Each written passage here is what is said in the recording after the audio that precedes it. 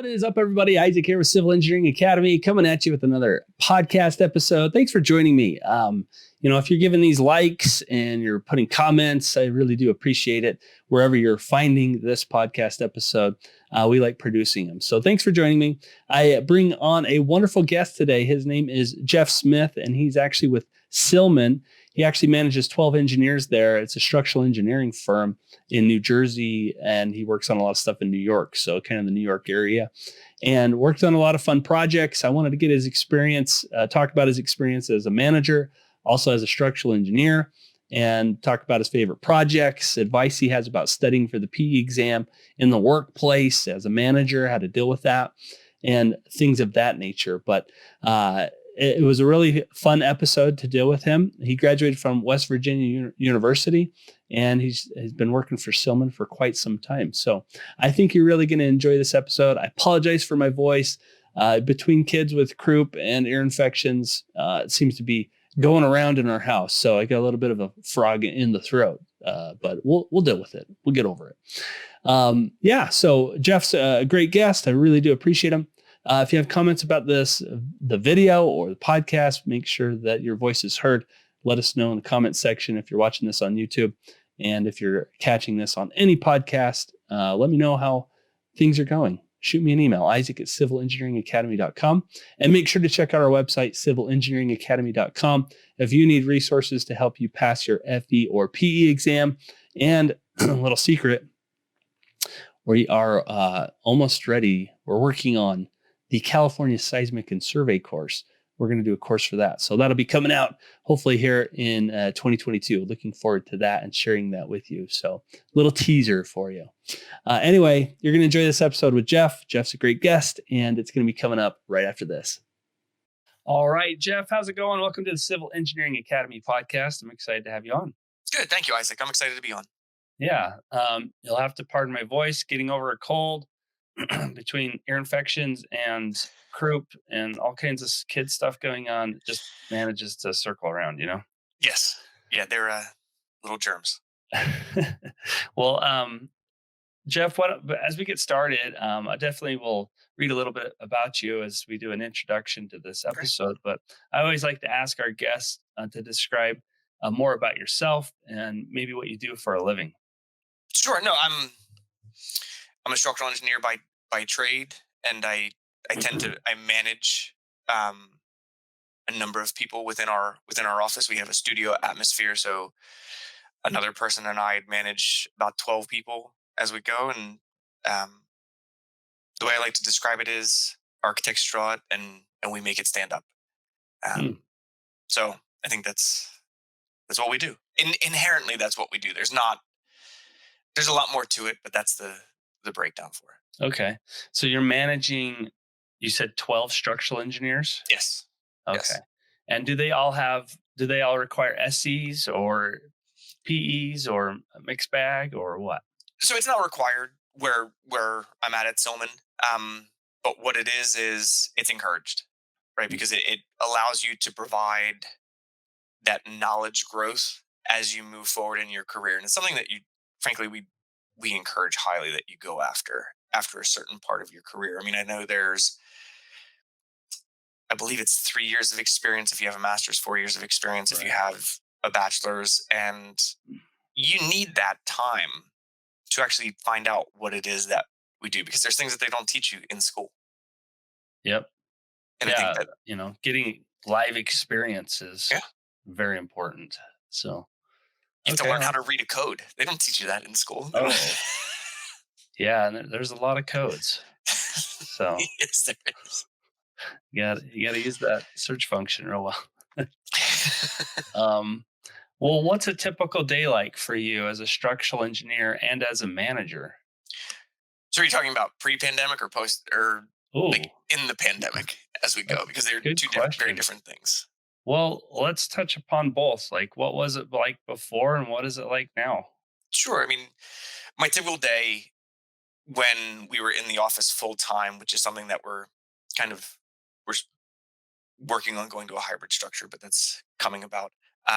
Typical day before this would be, you go into the office, you get settled, and then you review kind of what came in after you had left for the day, and then you meet with the team, you meet with the people that are on your projects, and you make sure that they have the tasks that they need for the rest of the day to continue moving forward.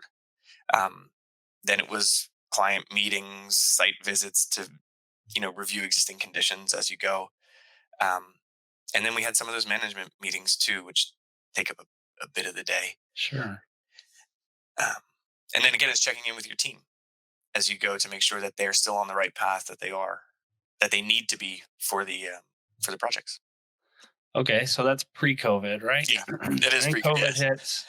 Now what do we do? a lot of video calls, a lot of a All lot right. of a lot of video calls, a lot of double checking on your team, making sure that they're okay. Right, everybody's been locked up for 20 months now.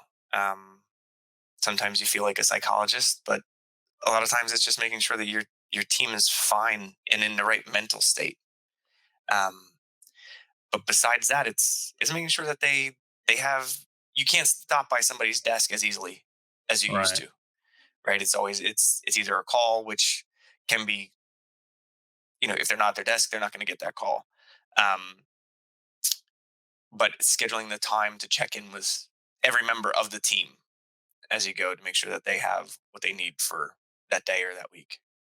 So I know it seems a little harder to have just kind of those water cooler kind of Yeah. conversations or pop your head up in a cubicle and ask a question to your neighbor because now you actually have to make a call or Yep. use the chat or whatever to reach out to people. And I feel like a lot of engineers feel like other people are just so busy that sometimes they hesitate to reach out to others to get Yeah. questions answered or things of that nature. Um, it seems like this new remote work option that we have to do now kind of has changed that whole dynamic. So you feel bad. I feel a little bad about younger engineers that come into the industry because it feels like maybe they don't ask as many questions or feel like they Right. can. Um, do you have any advice about how you can encourage younger engineers to ask more questions without feeling like they're bugging people? Or is there a program or something you guys have set up to try to encourage that? Well, I mean, they have to realize that it's not bugging someone, right? There Yeah. is their personal growth in the industry actually helps the entire company, right? It makes it easier for the whole team to move forward. And that's where, if you're asking questions, you're seeking, the knowledge of what you need to move forward. Now, the idea is that you ask the question, you get the answer, um, then you don't have to ask the question again. The same question, let's say. Like, questions as they come are great, but learning from those questions and those conversations are what I think is the most important. Hmm. I have another, just kind of a follow up question because this relates to the industry as a whole. Hmm. But it feels like with COVID, it's almost like if you're hiring new people, that the topic of remote work like has to be on the table. Yeah. So I'm curious, have you seen this? Have you done any hiring? Is it something that just comes up automatically, or what's been your experience with that? Yeah, I mean, we've done a bit of hiring in the past year. And remote work is on the table, and like I said, we're probably moving towards some sort of hybrid system where you're in a couple days, you're out a couple days, you're working from home a couple days. Um, in the current structure, I think that's best for people's mental state as you go. Right. Um, Learning though, there's there's an atmosphere when you're in an office that you can't replicate at home, and that's why I think being in the office a number of days a week is highly beneficial to personal growth in the industry. Because if my biggest concern is that people ask the same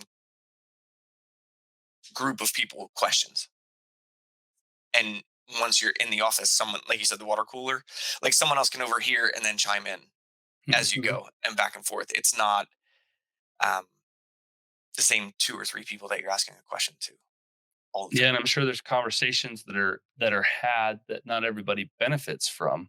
Right.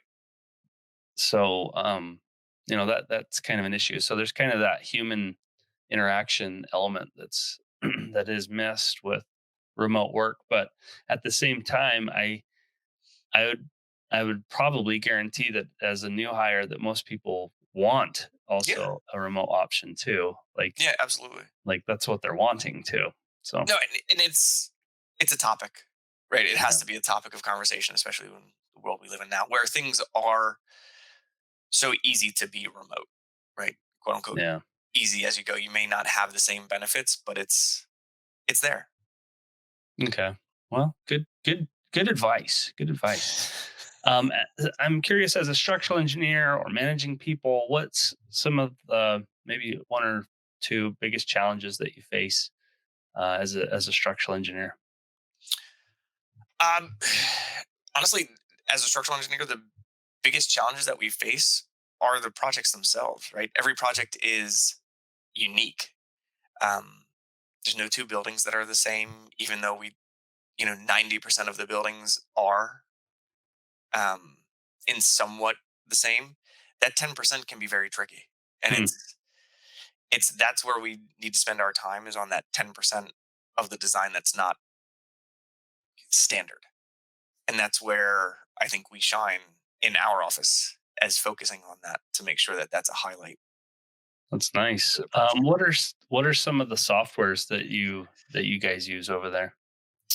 So for analysis, we have ETAB, SAP, RISA.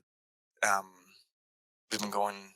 There's a bunch of them that are more high end that we've been going into. Not necessarily on my end, because they're Yeah. it's too knowledgeable for my taste. Um, Um, is there a benefit as a younger engineer coming into the industry? Is there any tips or advice you'd have to share with them coming into this field? Maybe getting a leg up on any software or systems to understand? um, frankly, learning the interoperability of the softwares. Like, do they link with Revit?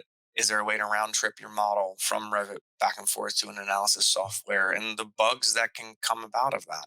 Mm, Um, you don't want to spend all your time doing a Revit model that's perfect, and then find out later that it can't be exported into a software, and then you just have to redraw it in whatever analysis software that you're doing anyways. yeah. um, that's key, because it's fast paced, but it has to be right. We don't have an option to be wrong. All right. Is that um is that is that stressful? Do you Oh feel yeah, like? yeah. It is stressful, but I think at the same time, you know until it's installed, there's always a way to catch it as you go. So there's a bunch of review processes that go about in our office to make sure that things go out of the office that are correct, and they are, you know um, there's no danger involved in that. Yeah, I mean, designing structural, elements and things of that nature, you got to be right, and so you got to have a good review process in place. Yeah. So, It was um, Joe Tortorella, our president, at one time just said, "There's no B's here. Everything has to be an A." there you go. There you go. I like it. So, Jeff, what's been the maybe a favorite project you've personally worked on? so it the I when we were going back and forth, this question was probably one of the most difficult that you sent me, as being um, kind of a favorite project. And I think there was one project where I got called, and we were working at the Bronx Zoo, and it was this pedestrian bridge that went over a turtle pond Hmm. as you go. And um, I happened to be one of the people in the office that had waiters, so they called me, and I went up, and I went into the pond with the turtles, and was reviewing the pedestrian bridge itself, just for corrosion. It was a unique experience that um, I never thought I would do. That one stood out, huh? Yeah. Well, when you're That's under great. when you're in the zoo, behind the quote unquote cage as you go, and there's turtles swimming around you as you're looking up at the underside of a bridge. It was a pretty cool thing. I love the fact that as a structural engineer too, that you actually get to build something that is there for a very, very long time. I mean, maybe probably your whole life, and you Well, it get to should go be. back and see That's this stuff, you know? yeah. Yeah. No, I mean, I worked on, I mean, high end residential, you know, higher ed, cultural, um, affordable housing is another project that we do. Like we kind of run the gamut. So it's one thing that Stillman has afforded me, which I truly enjoy, is that we don't work in just one material. We work in all of them. So like there's Hmm, CMU and plank. There's timber structures. There's steel structures. There's concrete structures. I'm working on a precast um, plank building right now. We're also working on a pre-stressed, you know, building precast, pre-stressed concrete. That's we're going through the design of now. But it's the basics are the basics for every material. It's just knowing those material properties and how to utilize them as you go. And that's something that we've learned at Silman is beneficial to a well-rounded person. that's great. Um, Lots of different material types to understand and how they perform. Sounds like there's always something to be learning, Yeah. and it sounds like it's a challenging field too, where you're going to need to always be brushing up on stuff to learn more and more. And I don't imagine that when you're finished with college that you just kind of end your education there when you're starting your career. Especially in the structural engineering field, you need to be probably on top of industry trends Yeah. and everything else going on. So, are there, I'm just curious, but are there specific conferences or events that you guys go to try to keep your knowledge up? So we spread it out amongst the group of engineers as we go. Like we go to the AISC, conferences, the steel conferences. I know the person that I run the studio with now, we're heavily into the mass timber aspect of things. So there's conferences Hmm. for mass timber that we've gone to. There's conferences for the software aspect of it between um, whether or not you're using Dynamo, Grasshopper, Revit, AutoCAD. Autodesk University is a big one that people have gone to in our office. It's Well, you have to learning kind those can be, a whole yeah, course in itself. So, yeah, it learning is. tools. It's once you get out of school, you've just signed up for a willingness to continue to learn. That's Yeah, that's what it is. good points. Well, talking about continuing to learn, one of the big milestones that all engineers kind of go through, civil engineers, is passing their exams, which Mhm. includes the FE, the PE, SE as you go into structural engineering. Do you have any tips around preparing for maybe the PE exam or anything that stood out to you as you did went through that process yourself? Yeah. So the biggest tip that I have is have the conversation with your employer about, look, I have this test that we all want to do. I need to have the time to take the test and the time to prepare for the test itself. Um, so if it's a workload aspect, that they can manage your workload so that you get that time to actually prepare. Um, and I think the online courses that are offered for that and all the NCEES Oh manuals yeah. are great for those. But I think having that initial conversation leading up to taking the exams is key to getting you in the right mindset and your employer in the right mindset. That Well, you bring up some good points, and maybe I can ask you a few more questions around that. I Sure. mean, a lot of engineers, and I work with a lot because we have our course, Civil Engineering Right, Academy. We have some courses here to help people with the FE which and are great, PE, which are good. which are good stuff. Yeah, Yeah. go check them out. And people feel intimidated sometimes about asking their manager to reduce workload or even suggest, hey, can I study for this Mhm. at breaks, at lunches, at my desk? Is that going to be a problem? What, as a manager, do you see that as a problem if it's going to help the company? I mean, what's your take on that? No, and it shouldn't be a problem, frankly. I mean, we've again, like the PE and the SE, you dig further and further into the code than you would on a kind of high level basis, which helps you understand more about what you're doing at your job.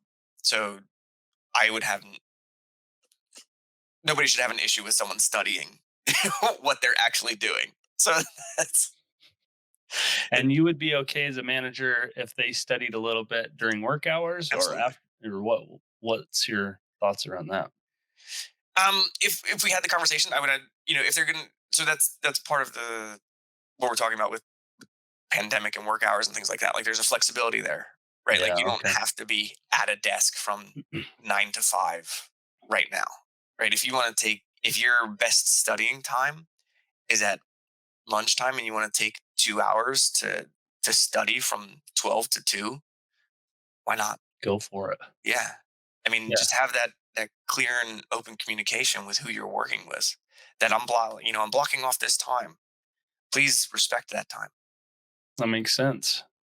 No, that's great advice. I like I say, I get a lot of questions, or at least I can sense a lot of concern when people are trying to prepare for this about how they're going to make time to do this. But I think if you have open, honest conversations Yeah, with managers, they're more than willing to work with you, because a lot of times the value of the company is the employees, and getting correct. you get your PE and your SE shows that you're more valuable to the company, Yeah, makes them more valuable too. exactly. So brings a whole marketing aspect into it as well when you can say There that you there's go. so many people who have PEs and SEs I on the like team. it.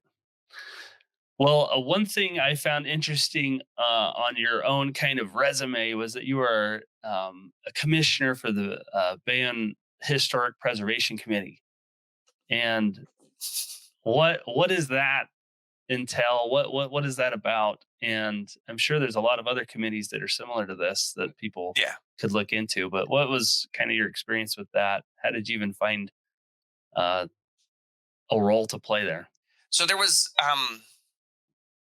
we do a lot of historic preservation at Silman. So getting Mm, involved with that was, you know, I felt like the right thing to do when I was living in Bayonne. And there were two kind of groups. There was a historic preservation committee, which is the government aspect of it, and then there was the Historic Preservation Society, which is a um, kind of an ad hoc society that recommends things and goes through their meetings, etc. Um, I got involved with the committee because they actually needed a licensed engineer to be on the committee itself for it to be a fully functioning committee.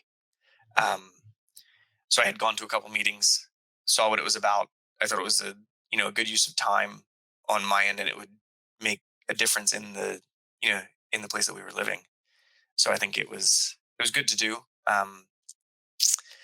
You get to see a lot of red tape, which is difficult to see, but they the aspects of it was interesting. Like I didn't know anything about planning or zoning boards, but I did after that, after we got involved and kind of the government process of it all. interesting. If others maybe wanted to participate, would you know how they could get involved in a historic committee in their own state or Yeah, I city? mean, if it's a government based committee, go to the meetings. They're not overly attended unless people are there to present something. But if you go to the meetings, um, and talk to the people who are there, Gotcha. form the relationships. That's the biggest thing to do. Cool. I was just curious about that. It was a very interesting thing to be part of. So, Yeah. but that sounds like a lot of red tape going on. So, Quite a bit, yes. okay, There was it takes a while for things to get done in the government. I gotcha.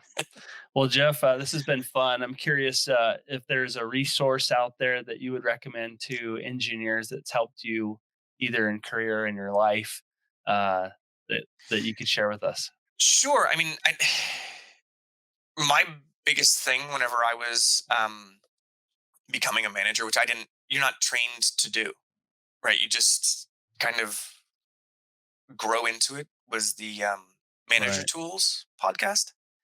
I thought that was a phenomenal resource to help develop that. Um, then after that, I mean, there's tons of books out there. There's Jeff, just do engineers make good managers? no. No. No, because we're not taught to be, right? Like that's the whole thing. I'm sorry, I know that was a quick answer, but that was it was the brutal honesty. Uh, Inherently we're way to not. be honest. Yeah, inherently we're not. But I think there are good engineering managers out there who have taken the time to focus on the management aspect of it. Um, we're not. Yeah, when you're I've had the privilege of doing both. As an engineer, I've been a supervisor, Mhm, been a senior project manager, done the senior engineering still, and I'm still involved in engineering right now, right. doing transmission design work.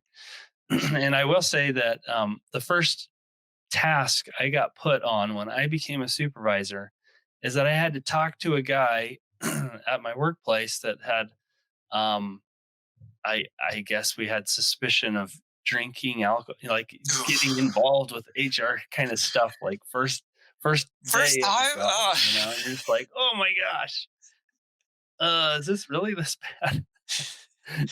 So you kind of see the backside of dealing with issues that the company has to deal with, which is kind of just the Yeah, people, aspect of thing, the payroll, the timesheets, yeah. um, the willingness and of reaching goals, wanting to reach goals and see progression in Mhm, somebody's own career. Like everyone wants to move up in a company, and some people want to move up really quickly, and yeah.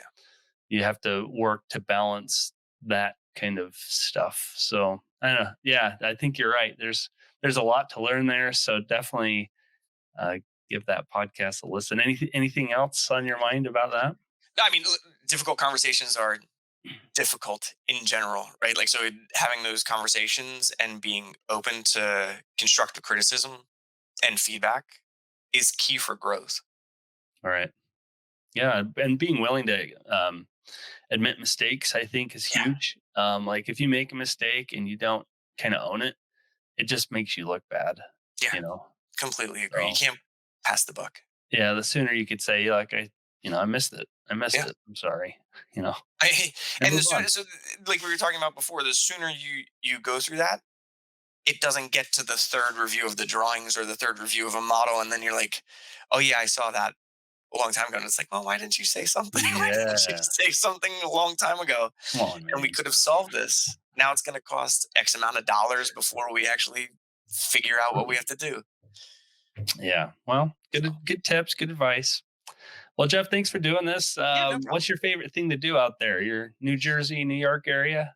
Yeah, we live by the beach, Ooh, so and it's great. Kids all love the beach. We like the beach, so favorite summer pastime a is lot of just beach time. going I down to like the it. beach. So the kids are in all kinds of sports too, which is great. Okay. So Okay. Well, Jeff, thanks for connecting with us. no Is there problem. a good way if people have questions about structural, being a structural engineer, Mhm. maybe even management questions, Yeah, or even the company you work for, Silman? What's the best way to reach out to you? I mean they can get me on LinkedIn. Okay. It's probably the easiest way. Or if they want, I mean, they can email me. It's smith@solman.com. I'd be happy to answer any questions. Okay, So we'll make sure we link that in our show notes so we're all covered. But great. Jeff, thanks for jumping on. It's been a pleasure to talk with you about Silman, structural engineering, management, and a lot of other tips that you gave Yeah, our audience. So thanks for jumping on. great. Thanks, Isaac. All right, Good see you. talking to you. Bye.